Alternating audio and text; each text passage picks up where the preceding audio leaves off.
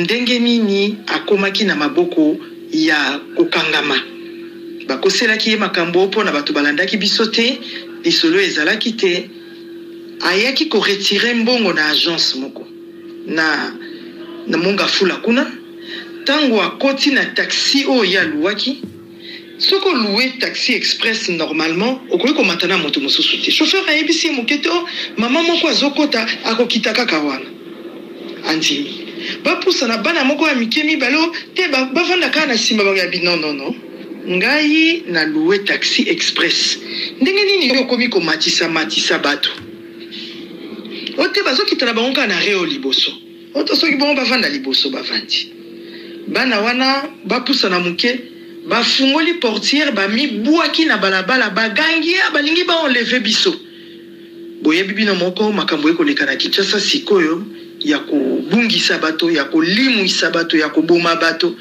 population tango yoki ndenge wana baye kokwela ndeko mobali wana utaki États-Unis na cousin na ye bazalaki bomoni ba photo ndenge circulaki bazwi kuba mwasi na ye na États-Unis tango akotala émission ya ndeko na biso wana chaki loko alandaka ye yo mobali na ngai ndenge ni balobiki ake kosala makambo na Kinshasa kuna zo enlever bato nde abengi ndeko mobali wana salaka ba émission a relaté ye lisolo bana 9 bauti kosala mariage il y a 1 an ndenge nini bakangi kuna donc mwasi nde aye kobikisa ba militant ya parti na ye baye ti lokola général Kasonga talaki likambonga moni tezaki escroquerie nde bayabaki kotika ndeko wana lisolo ya mibale tolingi toloba boyebi lobi eleki ezalaki bongo mokolo ya mitano vendredi 30 juin oui sans esili 30 juin mais 30 juin epa na biso boyebi fête monene lipandasi tolingi totuna pe pasteur Aimé iye lokola mwana mboka nakanisi ezali 63e anniversaire ya indépendance na biso soki tokobenga bilan soko tokobenga esengo ekoleka ndenge nini malamu toyoka nano ye po azali na biso awa pasteur Aimé Bakulu mbote na yo mbote mama Mimi ya Radio Panique na beti lisolo mwa moke wana kanisi po na makambo etali bongo ndeko autaki États-Unis oyokaki lisolo yango soko oyokaki te oyoki yango na makambo nyonso ya insécurité ezoleka na mboka malobeze epai na yo makambo ya insécurité oyo ezoleka na mboka ezopesa pasi mingi et so totali lisolo ya papa autaki États-Unis eloko eza plus grave circonstance atténuante na dossier wana nyonso na maema maza koleka na Congo ezali que mélange ya faux na ya vrai na ka ya papa wana il était innocent a tombé dans embuscade mboka wana eza na besoin ya bana nango banso obaruta Canada États-Unis obaruta Mweka Kamituga tosangana totombola mboka mais babiloko ezoleka pour comprendre te insécurité ekomi makasi heureusement awa général Kasongo alaki le site compte tenu à intervention ya mwasi na Canada na États-Unis pardon et komona nake moto wana batrikaki mais akokai pe kokufa nde babetaki wana akokai kokufa et puis ye kutu abiki po kuba oyo cousin na ye azwaki ye azana na hôpital cousin na ye aza ye penza kuba nde elekaki ndeko ya États-Unis abiki moke ba imprudence ya ndenge wana siko mawa ya bato bakoma osangisa ngo na escroquerie na kati tobenga ngoni bon na eza kaka escroquerie te il y a plusieurs causes hein?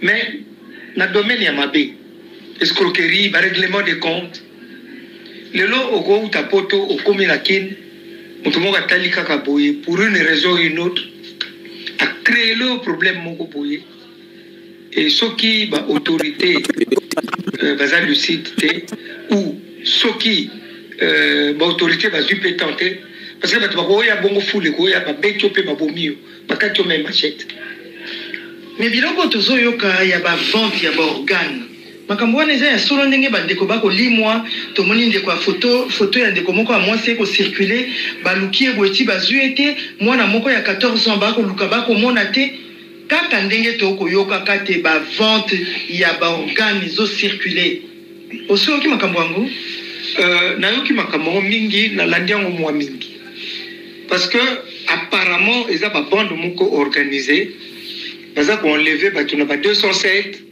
okomona bandormir bato na kati ya mutuka bamemi bango na bakwe moko perdu bakosala baopération bato wana babungi. Donc baautorité il faut bafungola miso na identification ya mituka, il faut bafungola miso na identification ya bawewa parce que ezoleka mpe même na bamoto motard afandi yo fandi bomutu asima ere moko boye bakosala ojo badroge yo mutu wana akangi yo na nzoto bamemi yo na bakwe perdu okolamukela kuna basi basali yo opération babendi yo rein ou bien loko. Donc baautorité il faut basala vraiment makasi et soki moyen ezali koinvestir na bamoyen sécurité neti bacaméra de surveillance pour quand même tala likambo ya somo mama mimi na utaye kotala bachauffeur bazotomboka bafutaka $30 na ete sokolandaki lisolo wana po te baidentifie bataxi jaune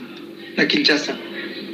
Mais il s'est avéré que identification wana esalama nango te parce que hôtel de ville efuta nango mbongo na société wana te ya basud-africain.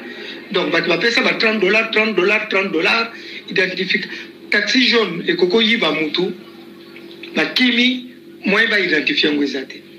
Mais justement papa likambo yango tolingi toloba yango lolobi bamoyen esengeli ezala mpo na bato oyo bakosala mosala kwa leta likambo mama ya likambo ne yango wana te bamoyen mpo biso awa na kati ya mboka po toyebi na kati ya motuka na yo mbila na nsima soki abeti plaque na yo eme bakulu ye wana ayebi yo ayebi ndako na yo kaka partir ya plaque na yo ya pamba bamoyen.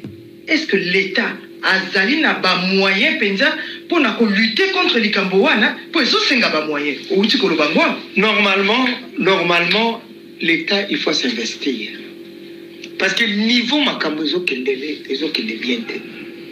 Bon, de toutes les façons ce n'était pas l'État de financer identification wana parce que basengaki bato ba $30 hôtel de ville esengaki ba taxi jaune wana efuta $30 bapesi identification. D'après ndenge nalandi na ba réseaux sociaux les taximens bafutaki bambongo $30.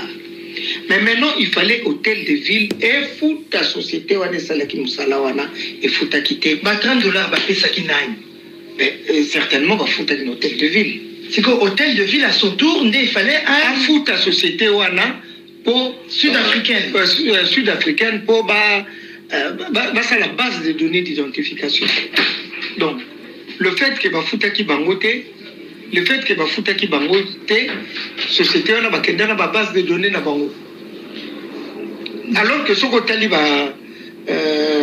numéro un véhicule jaune taxi jaune au moment un numéro ezali et puis nini moko identification za wana mais que numéro moko ezalaka soki ya 4 ou 3 chiffres ou 6 oui, à part le numéro nini identification ezali neti okokoya na scan otie boye directement mais na mboka na biso toza na problème ya courant toza na problème ya bani soko lingo identifier est-ce que ordinateur base de données wana moya ko traiter yango penza ezali na ndenge oyo makambo esengelaka papa po yebi électricité lotiliki à la source penza to base ya développement ya mboka na mboka tozana déjà na problème ya courant tozala ta mususu na oza veteme na biso kuna kombola munjili wana okomona bango zela bagage we pas pour ekatani tapi wana etelemi na biloko ndenge wana ata soki identification yango lingi salama bakpoko so ya mike ndenge wana pasi yango wana te mama wana kutoke trop loin mais eloko ezolelisa biso base de données wana oyo basalaka eza même pas namona même général Kasongo intervenaki mpona kolobela yango il y en a pas parce que police elingaki sikoyo hôtel de ville epesa bango base de données wana comme ça bango va travailler pour la sécurité mais il y a pas Donc, pour éviter ce qui le chauffeur va demander sous couper ça sous son bongo pour la deuxième fois. Or, en matière de droit, balobaka, non bis in ibidem. On ne peut pas payer deux fois pour la même chose. Parce que Bafuta, maintenant, l'État, pardon, par le biais de l'hôtel de ville, il faut que les Mayende à Futa Bambongo, avec sa société, on va passer le droit à la base de données. Comme ça, ceux qui taxent son pas calé à lever mon tout, il va quand même connaître assez. Ketch, bakobenga mingi ketch na Kinshasa, na bosa ni kombo na bomo suba benga kango kuna boye soko ekiminga isoko yena ko yebisa. Mituka wana mike ya ngonde zo sala ba opération ya kolimwisa makambo. Comme si tozaki suna makambo ya kokokate, pasi ekokaki te na Congo, esengelaki na biso na likolo ya bitumba o tozalaka nango. Il fallait te kobakisa lisusu makambo po nini tozo kita koleka lisusu ndenge tozalaki. Eloko nini ezosala te tozo kita. Pasi ezoleka, mabe ezoleka. Tolobi te tezalaka te, mais ezoleka. Pona nini? Yo za mosali ya Nzambe tolobi bongo pasteur et me bato bakoyoka pasteur bazokanisa bapesi kombo kopesa te. Oza mosali ya Nzambe ya solo. Total ngo na œil spirituel, total ngo ndenge nini? Mabe eleki papa. Bon, lecture tuko sala na situation ezoleka na mboka na biso. La base, c'est l'injustice. Injustice à tous les niveaux. Tous aura volé moko économique. Lelo oyo na mboko ngana yo tofandi na Bruxelles. Commune yo sazana li, commune yo sazana na Colorado, commune yo so mutolingi ko salelo donc proximité. Mais na mboka na biso on a délaissé ma province. On a esa sécrété. Et depuis très longtemps ma province est abandonnée. Alors, le fait que tu abandonnes ma province, qu'est-ce qui se passe? Tout le monde vient dans la capitale. Bon, Machiavel à Loba, l'homme est guidé par son intérêt.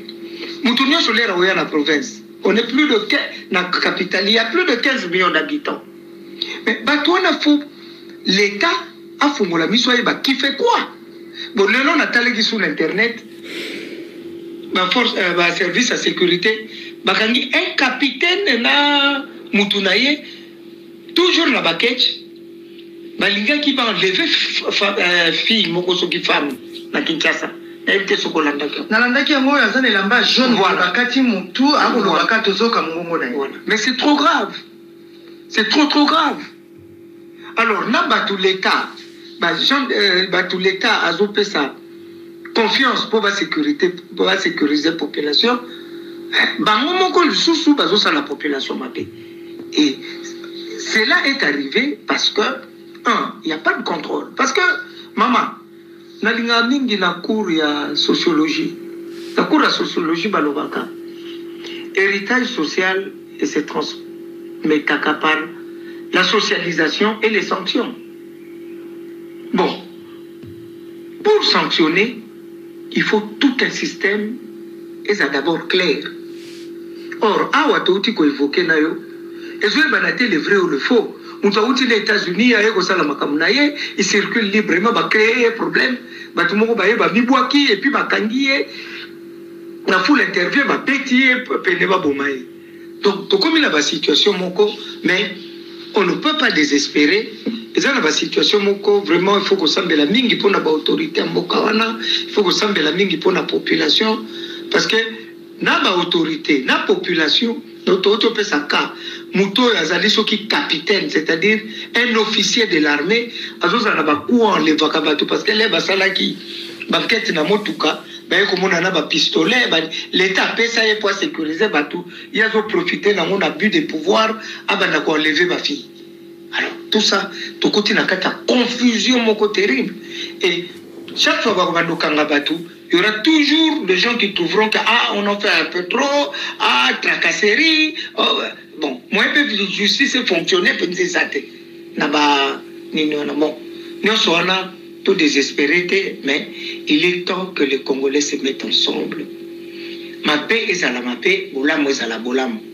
oh ya sali mabe il faut ba sanctionner les autres là parce que socialiser c'est bien socialiser c'est mettre les gens à leur place ah nous, tout le monde est congolais ouais d'accord mais après somme ta sali mabe parce que ah on a pas mboka oyo ngana autofandi na code civil belge article 1707 so na sali o mabe no kolobate ah limbisanga mama mité il faut la réparer il faut culture wana na hivi peke na code civil ya Congo ezali il faut culture wana ezali comment osuka na pardon likamnyo sa ah ça c'est bien bolimbi c'était tika mais non mutu soka sali mabe il faut subir rigueur de la loi or batmasibisaka sur rigueur de la loi te bazo socialiser sans ba sanctuaire alors yango memi biso na situation difficile au toi na molelo d'un côté injustice soki lelo punya solia chamaka Ituri partout na Congo et comme il développe ndenge moko je ne pense pas que c'est ça batonyo ko ya Kinshasa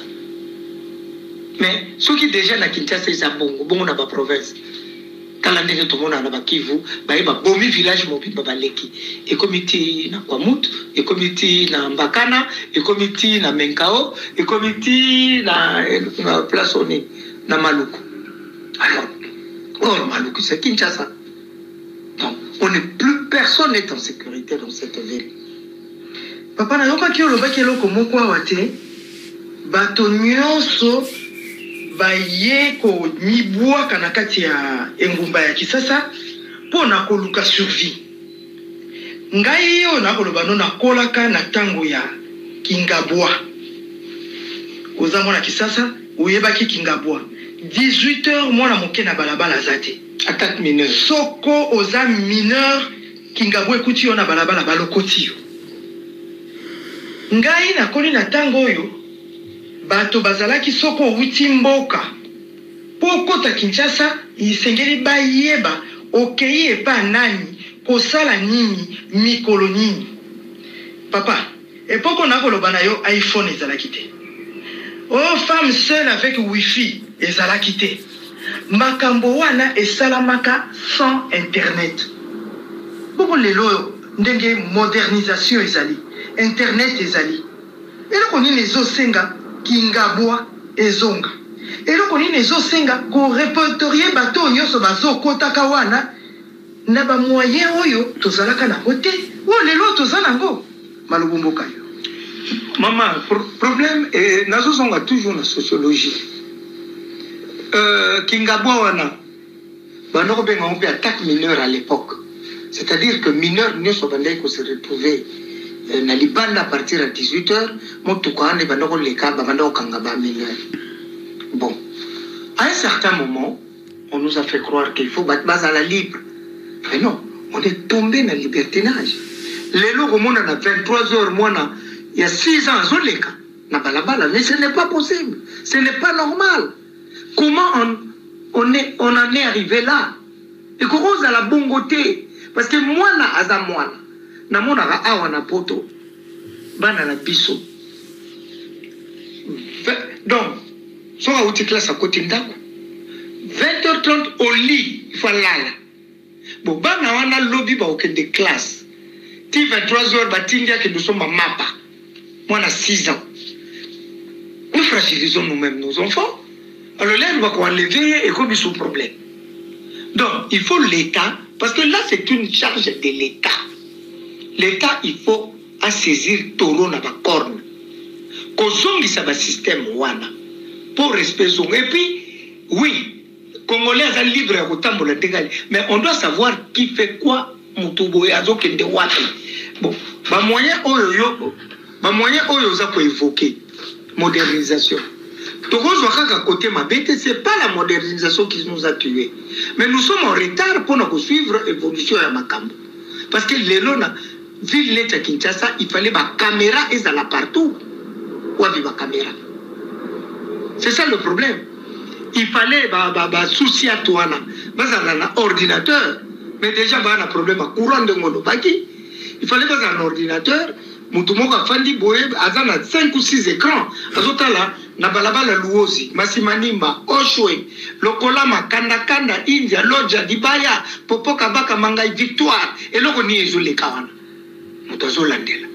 soki kuluna zali bazo sasa batu yesu quoi bengi baninga ba renfort et que place wana mais il y a pas bon l'état soki pas meki de l'autre côté to condamner ka l'état te soka meki ko tia biloko wana la population alingi yango te o babenga kana na théorie des organisations la résistance à l'innovation so bamoni biloko wana non balingi yango te bakopanzamo na kopesa exemple moko rapide namona na basociété mosusu leur ordinateur ekotaki non bato wana bamesana na bamafia na bamoni ka ordinateur babi awa bamafia kosila eloni basa babomi baordinateur donc d'un côté il faut biso nyonso tozwa conscience effort ya baautorité ezala puye mpe par population baautorité mpe il faut baexplikaka population intérêt par rapport à biloko wana parce que ceux qui m'explication exacte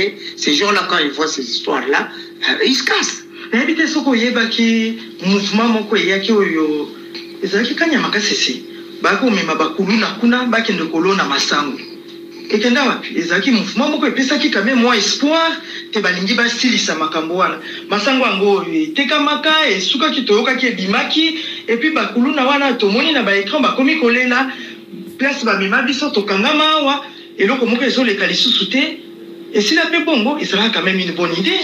Bon, c'était une bonne idée mais il faut autant on a deux sens ngana l'année na ba réseaux sociaux bakomo yebisa bakuluna ke boko kende susu kanya makasi c'était parce que il y a des gens à moni susu moyen te na Kinshasa akomo bukakutu bakanga ye comme kuluna ba mema ekuna donc et comment qu'il y a un peu net déviation moko bo alors c'est là qui va l'encadrer bon pour ceux qui sont là qui bien encadré ceux qui va kei kuna bakolona masango bakolesa pour non on a un problème susu mais ils ont un problème mutu ye mo afandi boye amoni ke fina ye malonge zate abi vaut mieux na sala mobulu bakanga nga ba memanga kuna bon oyo zo sala makuna c'est vrai que masango elona maka parce que cycle masango ngamo na agriculteurs na Congo masango ça la cycle à 3 mois bon au début tout le monde m'a les belés autour de ça mais après nie toyoka alors où sont partis ces enfants to éviter pardon est-ce qu'ils sont toujours là to éviter est-ce que bakimate bazonga Kinshasa to éviter parce que la montée à violence aux gens à Kinshasa on peut se poser beaucoup de questions est-ce que batumsusu mutubaz ba se créer ba comme bakuluna po bakende kuna ou bien bakuluna ba la ki ona bakimi bazongi nous sommes c'est à l'état d'examiner d'éclairer na kanisi poto kanga eteni ya lisolo yo ya insécurité na Kinshasa okoloba na bande konini parce que ekobi psychose na yebi ndeko nanga mwasi alobi akomi musala ndako kobime komeli esomo komi psychose boyo mususu baza na internet te boyo mususu bazoyeba makambo ezoleka te na yebi te soki bango bato baza plus na kati ya bavictime siko baoyo baza na bamboka bapaya bazolinga bakende bavakansi yango esi ebandi ekomi psychose okoloba na bandeko nini. Bon, une chose est vraie, nous sommes tous humiliés parce que l'insécurité à Kinshasa c'est un problème général. Naokaki chef d'état-major ya armée na biso Nzambe Pambola ye à lobby parce que na Kinshasa tout le monde a na ba policier na ye tout le monde a na ba garde corps ces gens là sont armés ce sont les mêmes gens à cause armes l'état PC pour sécuriser soit mokonzi azo sala nango ba cop na ye parlons comme ça alors les autres biso na mo bolo moko ko sakana te.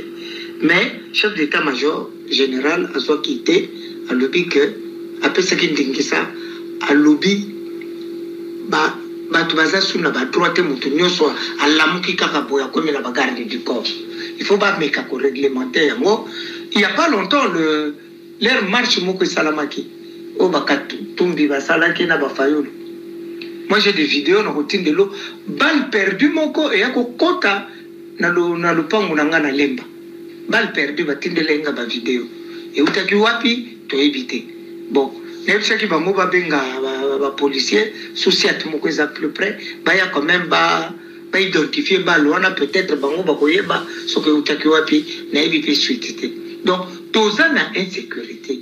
Mais pour insécurité ici là, c'est une opération duale. Duale et lingoloba. Ba autorité ba sa la part na bango, population peut et sa la part.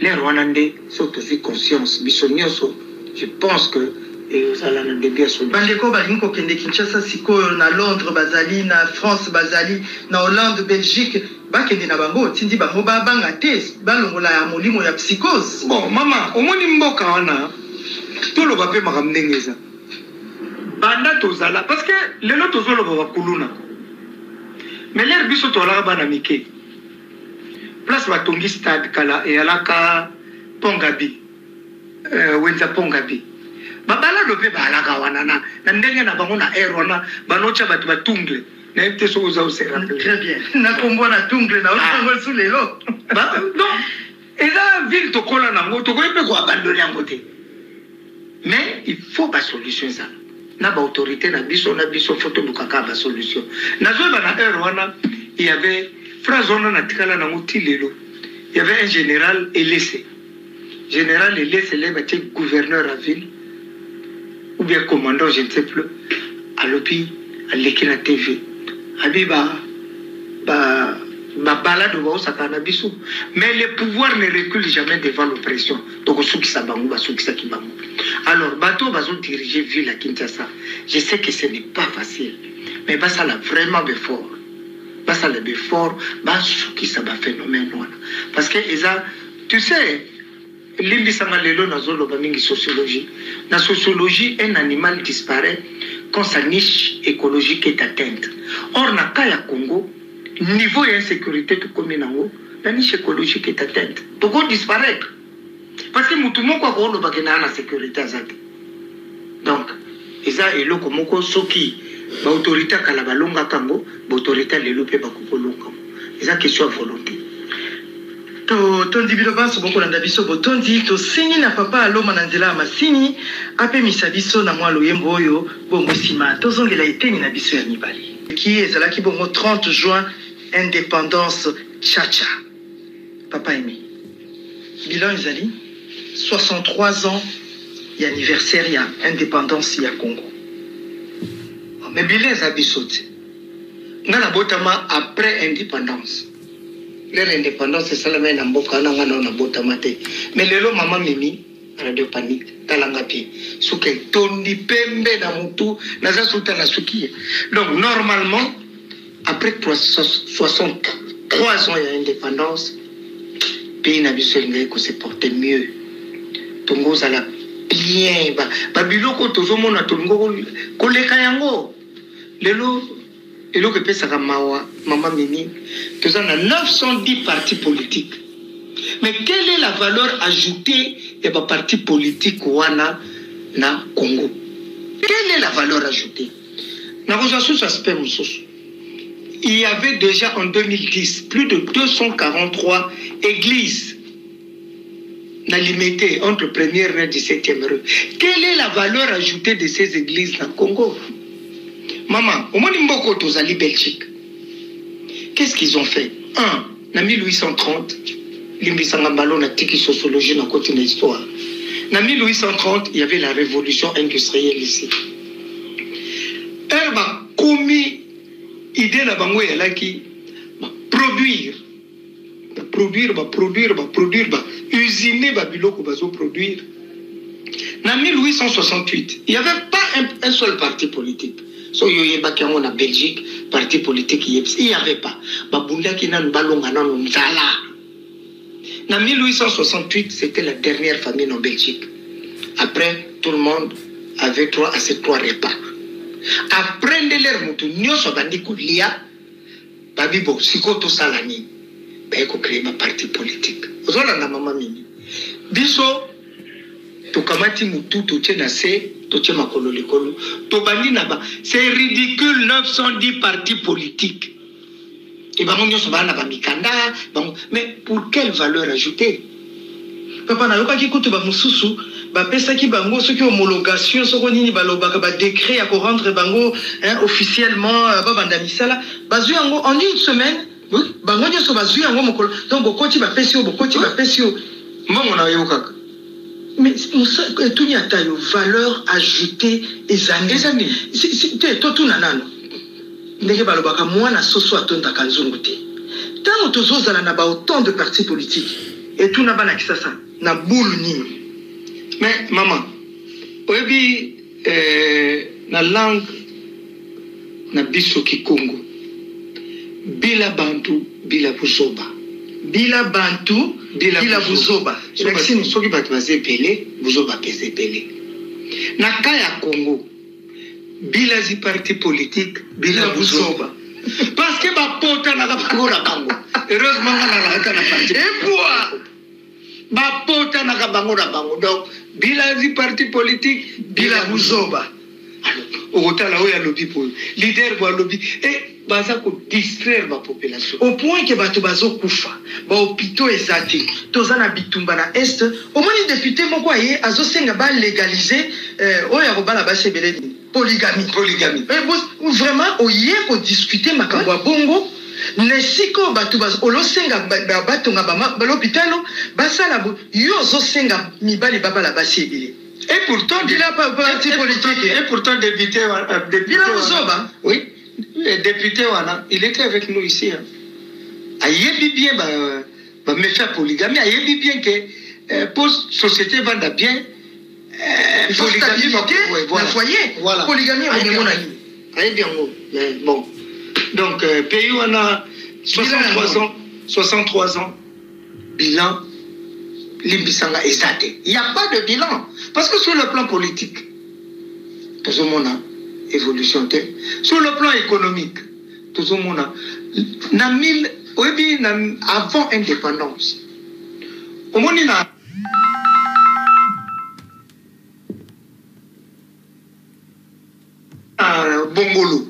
Bongolo, appelé Bongolo. Mais ma Belgique, ça la test, il y a moni ba o ba benga kama tramway basala ba test na ngokuna avant même ya basala ba test nyoso et ça la raté pour nous non ba indépendance ya qui projet quoi donc ce qui toujours indépendance peut-être ba lingo kocha mais l'air ezala ki bongo ata bango ba kende biso il fallait tout ça. Qu'est-ce que nous avons fait dans 63 ans? Nous avons consommé ce que le Belge avait créé. Nous avons consommé. Après, après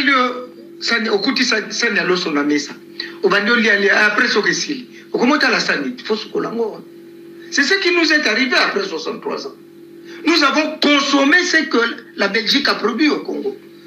Qu'est-ce qu'on a fait? À part ma slogan, objectif 80. Mais il y avait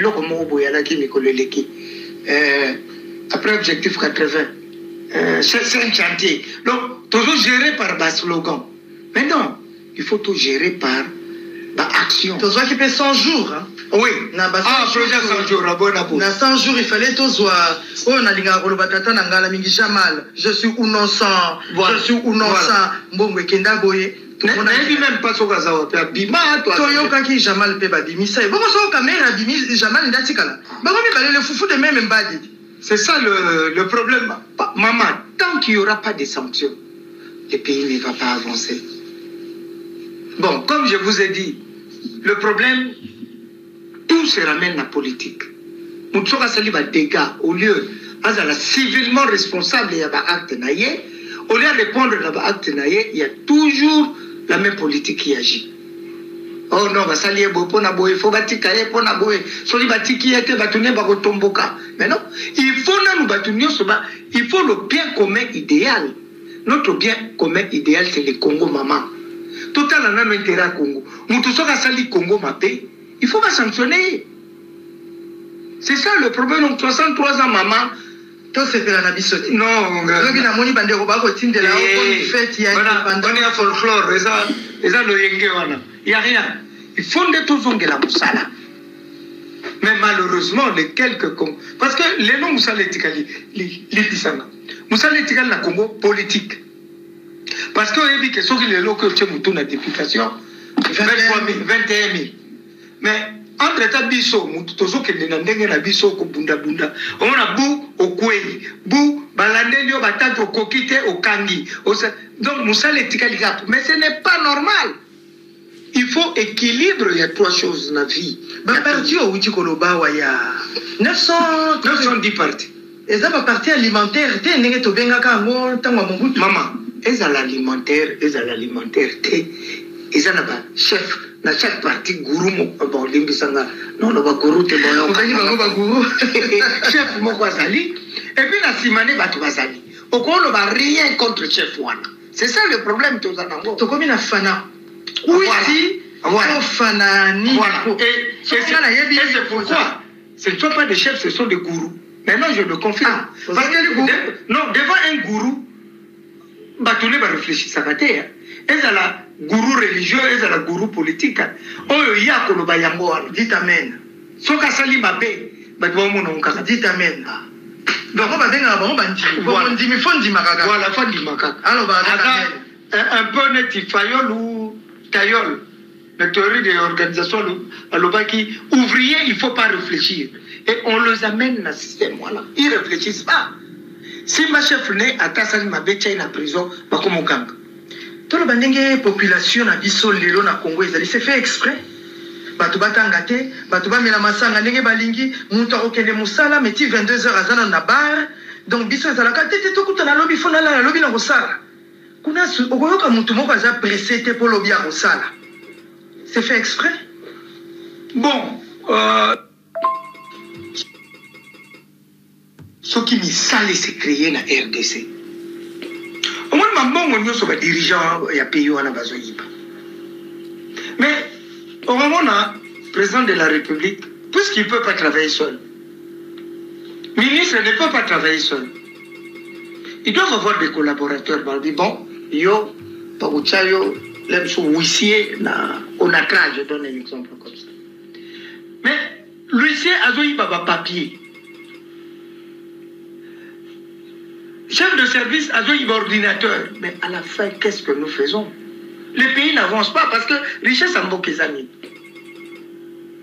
L'air va calculer la richesse en bok, va calculer on a trois façons, maman. Un, patalaka, somme, il y a la valeur ajoutée. C'est-à-dire, qu'est-ce que vous avez produit par rapport à ce qu'il y avait avant? Batalaka revenu. Batalaka demande.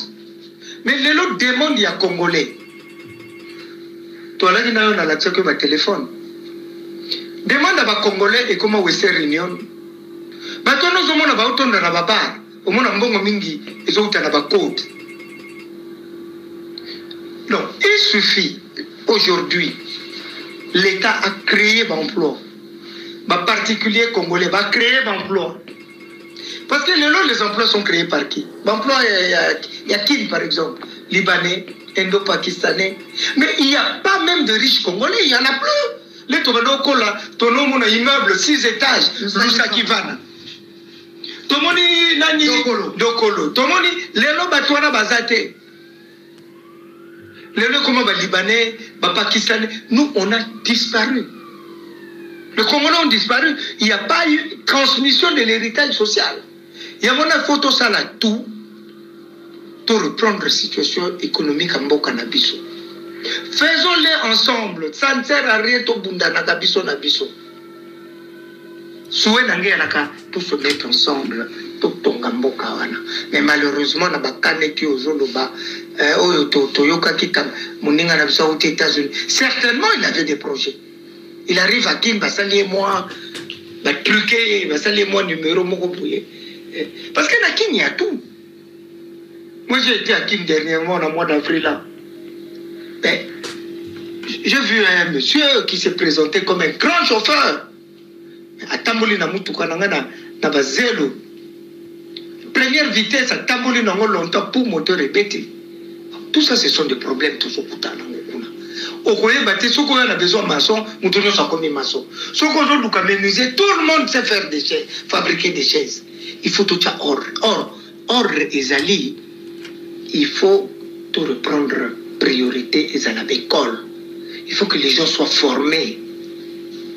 ba receveur nyonso yo bazalaka ya ba 200 bango nde bakoma est-ce que so mona conduite ya mutu kana Kinshasa bazo bomo na oui ngana Kinshasa na wanga na kamemi na ebo pusate ya bazo bomo nga mituka parce que au mona mutu aleki gauche wa et puis soko tuti moko ba yeba bomi ko tuta we wate bali misanga nga mo pe na ba we wana kin mais nde ba pusaka eza mobolo na mukuse poto suki saliso na biso ya mokolo ya lelo papa aimé olandaki quand même moi moke ezali na ba réseaux sociaux ebele lisikulu mokonzi ya mboka apesi na ngambo lobi ye pona moto nyonso azobundisa congolais aza na somo lisusu te ya bao droit de l'homme o boye a kotelemela pe bandeko mosuba lobi alobi mabe o atu abangi ba instance ya libanda te akotelina baganga nzambe akotelina boye yo na koyoka ngo omoni yango mabe po azobundele kolo na ye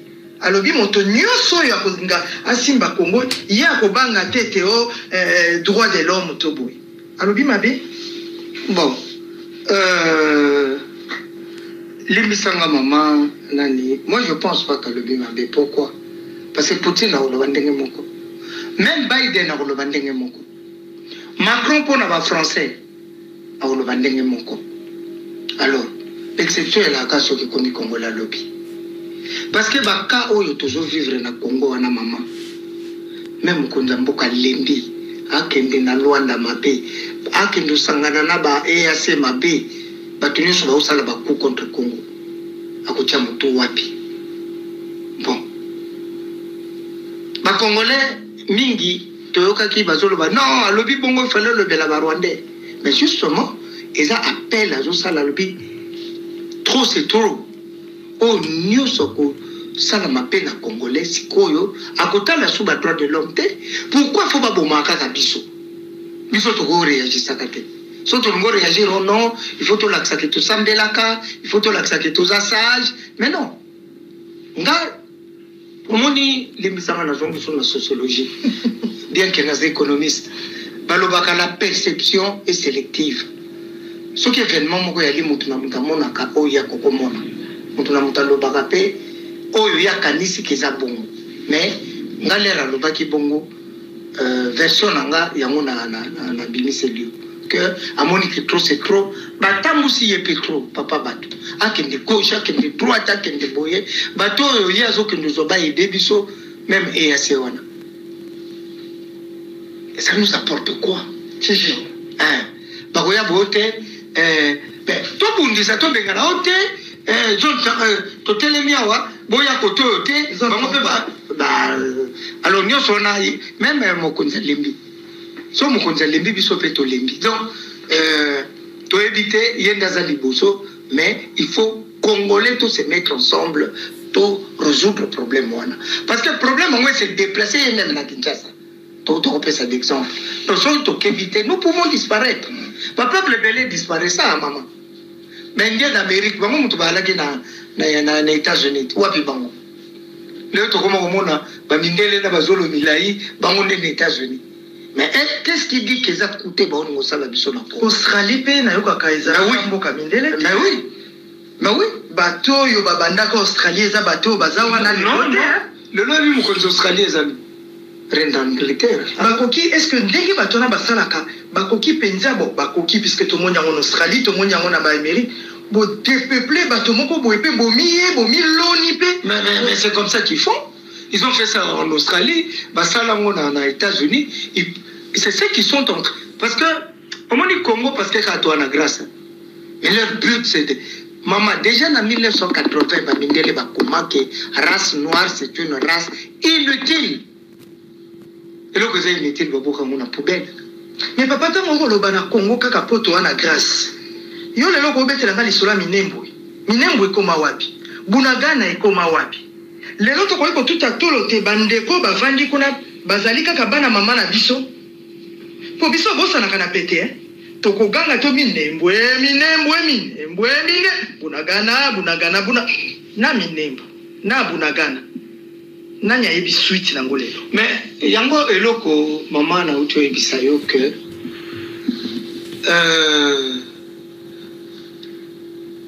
tous en difficulté depuis 30 ans.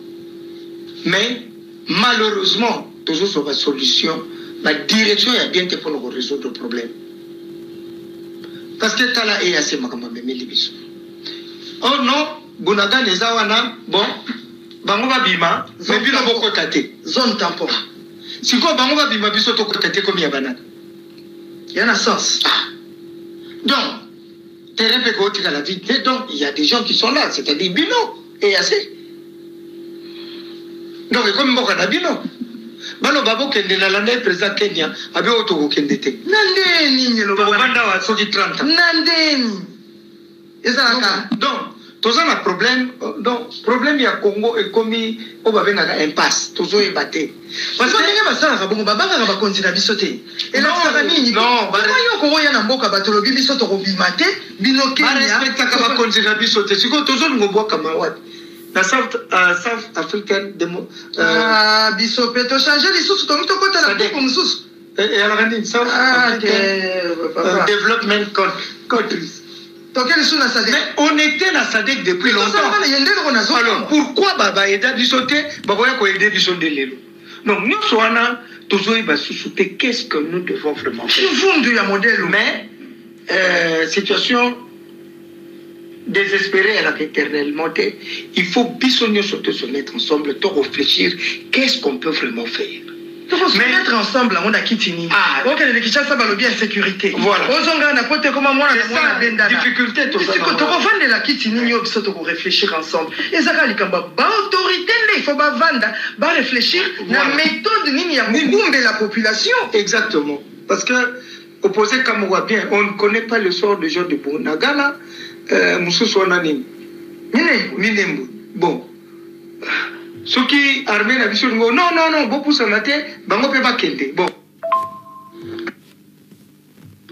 to komi na suka ya liso na biso ya mokolo ya lelo papa emeto tondi yo botondi ya mingi kasi soki ozali na liloba suka pona communauté elandi yo lelo tolobi likambo ya insécurité na Kinshasa mingi tolobi likambo ya 30 juin soki okolinga bakongolais bayoka yo malobo mboka yo maman je pense que na Congo lelo souhait à Moutinho ces hommes de se mettre ensemble les Congolais parce que na l'ère à Mobutu maman moi j'ai travaillé dans les mines en 1983 na l'ère seulement à 22 ans il y avait de il y avait que la brigade minière et ce qui mutu alingi ko bimisa pe mobulu omoni ba mabumundunda tonomona mabumundunda ya armée belge banda okitana puisque c'était le groupe Baron en pain qui avait 72% ya somenki mais ba yako ko sabiso na indépendant toujours na ba force liberté ba pesa rabiso non ba tona ba kende biso moko mais biso moko on connaît les résultats aujourd'hui tout le monde est chef personne n'est chef hein? Enfin du moins côté nabiso.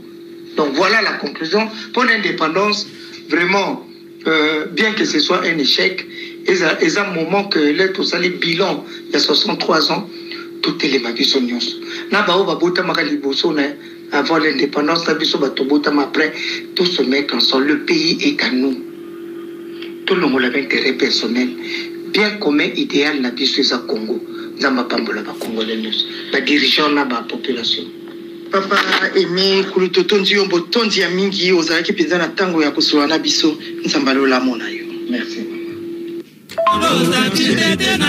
lelo tokumisa kitoko mama yo moninga nde kwa mama na bijoué pe makila ya nzoto ekokani